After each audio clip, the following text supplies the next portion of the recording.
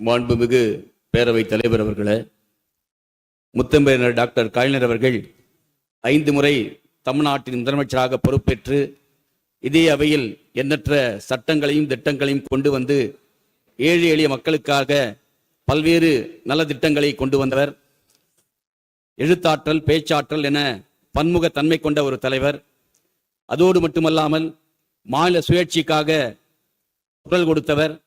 சமூக நீதியை தமிழ் மண்ணிலே நிலைநாட்டியவர். நவீன தமிழகத்தை வடிவமைத்தவர்.